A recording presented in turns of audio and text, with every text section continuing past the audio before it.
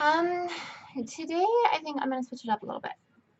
Instead of talking about things that piss me off, that are more work related, I'm going to talk about things that piss me off a little more globally, I think.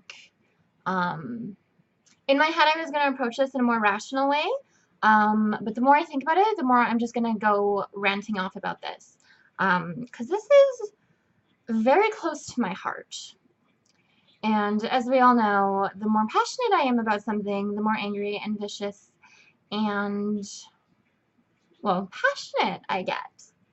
So, I guess this is a little bit my response to that Nicole Arbour video about depression and how she cured herself. You know, good job. Voodoo and witchcraft, whatnot. Good for you, girl. This is also a little bit about how 1 in 4 people are affected by mental health, and yet nobody talks about it. So we're going to sit here today. We're going to talk about it. We're going to talk all about it. This is going to be really fun. You guys are probably going to learn a little bit more about me than you bargained for. But considering half the internet has seen me naked, I figured it's about time you learned about how crazy I am. So we're going to get to know each other today. For starters, Nicole, there is such a thing called situational depression. Very different than clinical depression. Very different than being born with depression or born with a chemical imbalance in your brain that causes a whole whack of other shit that is super fun and keeps life interesting. So situational depression is exactly what it sounds like. It is something that has happened to you that has made you upset, sad. It has maybe thrown your life a little off course. You don't know what to do. You're overwhelmed. Things can include car accidents where an injury has occurred. Maybe you've lost a pregnancy, divorce, loss of a family member, an injury that causes you to no longer be a cheerleader on some football team, you know, things like that. So usually what doctors do is they can prescribe you something to help you get over that sort of bump in your life. For those people that choose not to be medicated for that period of time, completely your call. You can absolutely choose to kind of kick your own ass in gear. Self-help books, sticky notes, change of attitude, exercise, better diet, you know what I mean? Surround yourself with positive people and kind of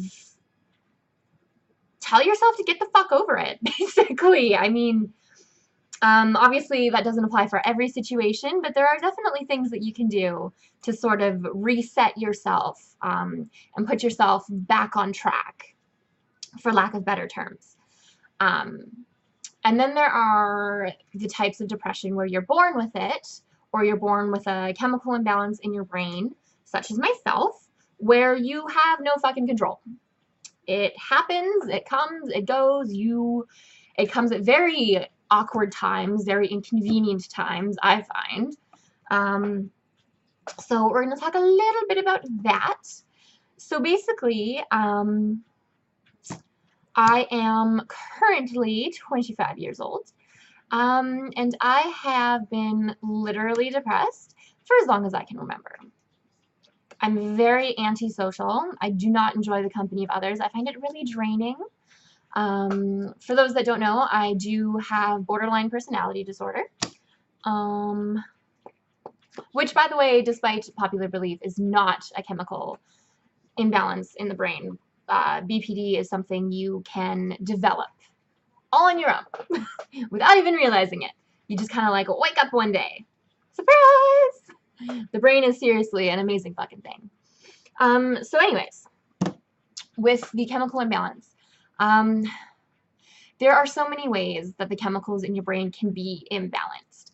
And there are so many different medications that can help with only so many types of imbalances, so many different combinations. What is really difficult is finding the right medicine for the right imbalance. And of course, doctors usually say you'll start to feel the effects within 1 to 2 weeks. You'll start to feel the full effects in about 3 months. So that's usually the time frame that you want to give a medicine before you start judging the medicine if it's right for you or not. Obviously, if you start having like super negative side effects, get the fuck off that shit, go find your doctor, right? Now, what's really difficult is there's so much stigma going on about being on meds, being off meds. People think that being on meds makes us very weak. It really doesn't. It actually takes a lot of patience. For example, there are a lot of people, I mean, it can take years to find the right medication for you. And you might sound like you have the same symptoms as your BFF, but if her chemical imbalance is just slightly different than yours, she could need a whole new medicine group to try out. And that can be really frustrating for patients. There are a lot of people with depression that they don't end up making it through all the trial and errors of finding the right medication. And what I mean by that is they commit suicide before they even find the right medication because it can take so long. It's really a hit or miss. The doctor, I mean, you describe what you're feeling to him and he tries his best, and sometimes he gets it wrong, and that's not his fault. We don't know enough about the human brain. And without people being okay to talk about this stuff publicly, we, the people that live with depression, don't learn the proper terms, the proper tools to be able to describe what is going on inside of us. If I cannot describe to myself or to you what I'm feeling in my brain, I can't describe that to a professional. If I can't describe that in as best detail as I can to a professional, he can't help me. So it is really important that if somebody is trying to open up to you about their depression, encourage it. Sit the fuck down, shut your fucking mouth, and encourage them by listening. Even if you don't know what to say. You don't need to say anything. All you need to say is, go on. And if that's too much for you, just sit there silently and say, I'm still listening. That's all it takes. Honestly, you don't need to be a therapist for us. Sometimes we just need to hear our own thoughts out loud. Kind of like what I'm doing right now. That's all it takes.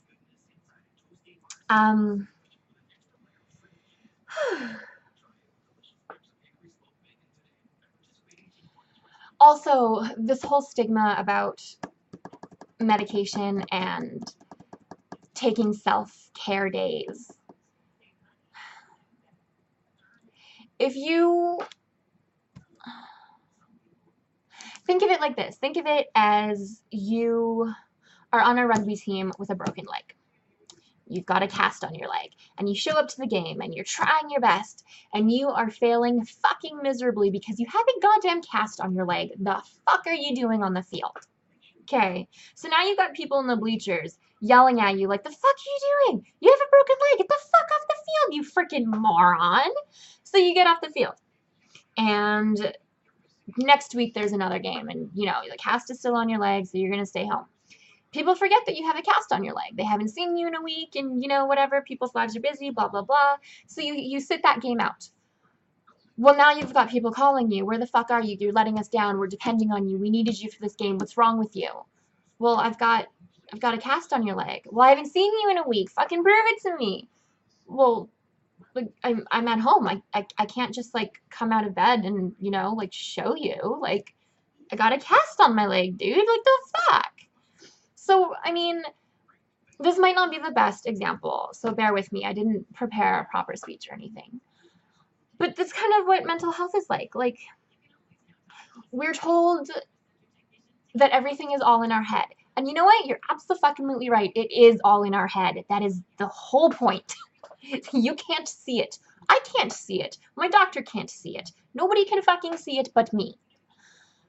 Not even me. But I know it's there. So When I'm feeling bad, I'm told, take a self-care day, take a day to yourself, you know, maybe have a bath, stay in bed, blah, blah, blah. And I do. And then I'm told it's all in my head, so maybe you should go see a head doctor. Okay, fine. I will go see my family doctor. I'll go see a therapist, a psychiatrist, a psychologist. I don't fucking know. I'll go see somebody that deals with heads. And then I get put on meds. And then, well, you don't need meds. It's all in your head. What's wrong with you? Well, you said it was all in my head, so I went to a head doctor, and the head doctor gave me meds for my head, and now you're telling me it's all in my head, and I didn't need the head doctor because it's all in my head? Like, what the fuck do you want from me? I'm doing the best that I can. You told me to see a head for the head, and now I'm wrong? For one, if you've never suffered with actual depression, shut the fuck up. Honestly, you have no idea what it is like. And just a little tiny bit of insight for you. Depression doesn't care who you are, where you come from, what you have or don't have. Depression doesn't care what race you are, what gender, what sexuality. It doesn't fucking care. Okay? I have a boyfriend who fucking adores me. And I have 2 beautiful little sleeping puppers that are the cutest goddamn animals in the motherfucking world. And I live in a house where I can do whatever the fuck I want because my landlord is cool as shit. Literally. And I have, you know, his family has accepted me. Like, the first day they met me, accepted me as if I was already, like, married to their son. Like, they are so supportive.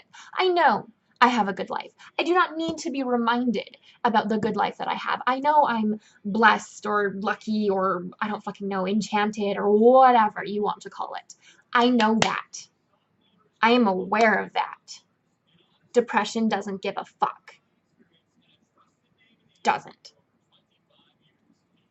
Depression is being at the beach with your friends, and it's a gorgeous sunny day. It's perfect temperature. The wind is, you know, just right. And somebody's telling a funny joke, so you're all laughing your asses off.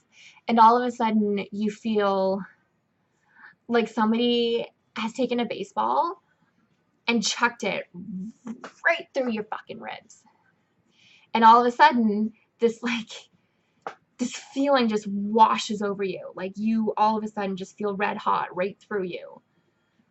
Kind of like that feeling you get when you're watching a horror movie, just like this like red hot flash. And in that split second, you remember. So your smile stops. And the sounds around you kind of, it's like you're underwater for a second. Like, all the sounds just kind of fade a little bit.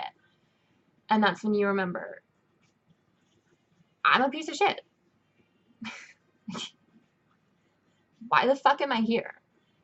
I don't deserve to be out here with my friends right now. Like, I don't even deserve these friends. Like, why did I even bother coming? I fucking hate myself.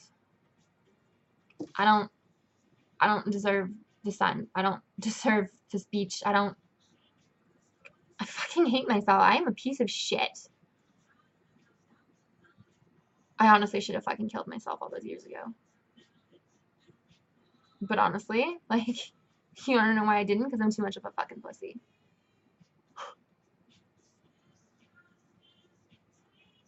Depression doesn't care if you're having fun.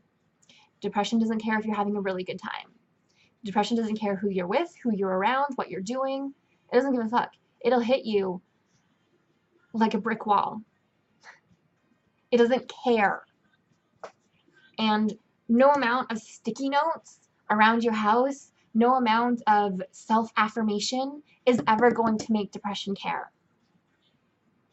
Even being on meds wear off. Surprise! Who knew? I finally found a med that was working for me. And now I have to switch because it's worn off and I'm at my max dose. Great. I was finally starting to feel like an actual fucking human. And now I get to go trial and error again. Fucking awesome. You don't think that I would fix this if I could? You don't think I would literally sell my soul to the fucking devil if I could feel normal for like a day?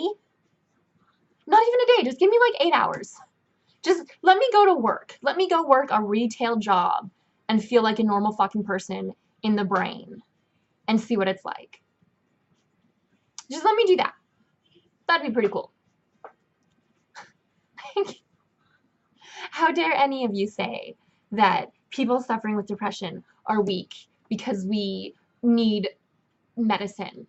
How dare you say that we're weak because we live in messy houses, or we stay in bed, or, we shower every other day, God forbid. How fucking dare you? You do not know how hard it is to do the simplest of things some days. You really don't.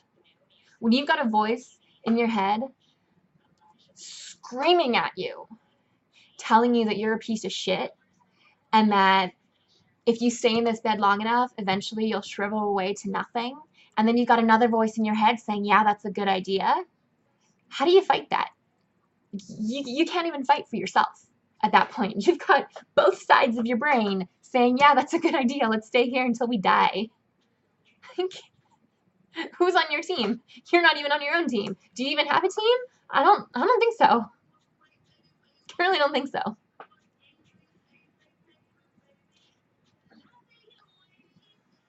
We're not weak. The fact that we're still alive means that we put up with way more shit than you could ever handle. And for those of us that have fallen, they are a testament to those that have failed us. There is a lot of work that needs to be done as far as mental health is concerned. For one, talking about it needs to become dinner conversation. It needs to become so normal that it's no longer taboo. I have depression. There were days, a couple summers ago, maybe it was last summer, my boyfriend would not leave me alone.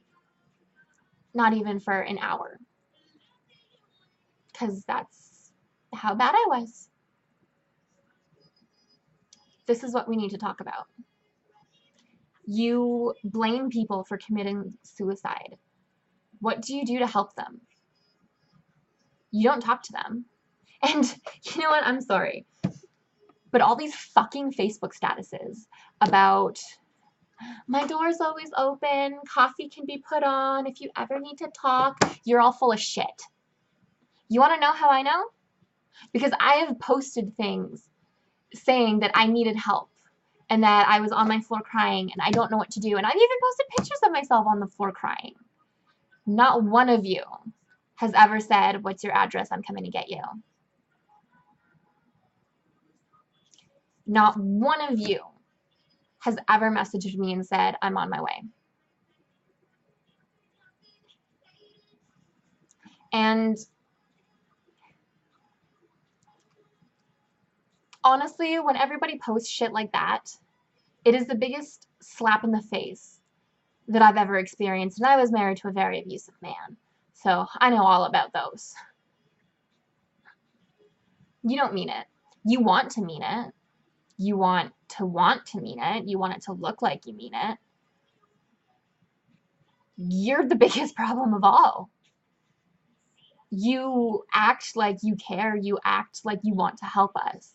And when you see us posting online that we need help, where the fuck are you? Sending good vibes, praying for you. The fuck does that do? I mean, I got good vibes too. I got lots of good vibes. They don't help cure my depression. Believe it or not. I mean, my boyfriend's family is very religious. I'm sure they pray for me all the time. Here I am. Not cured.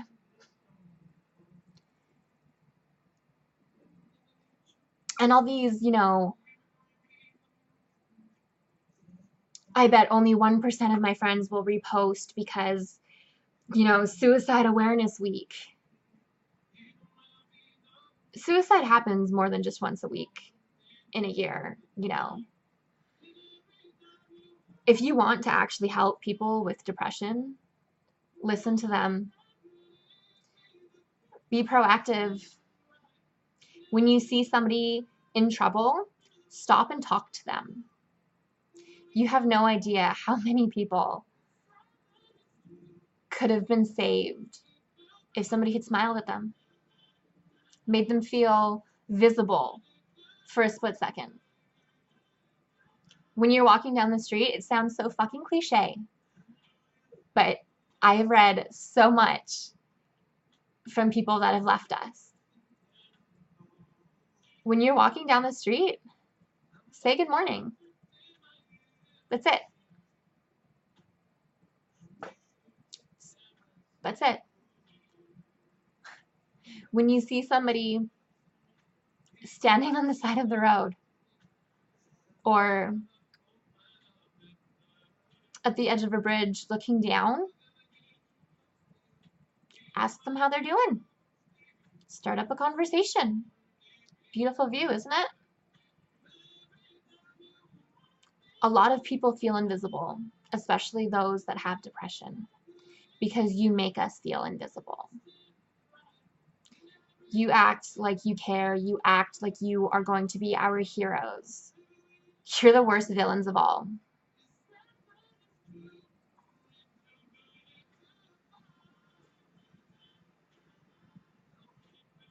I think that's where I'm going to leave it for now.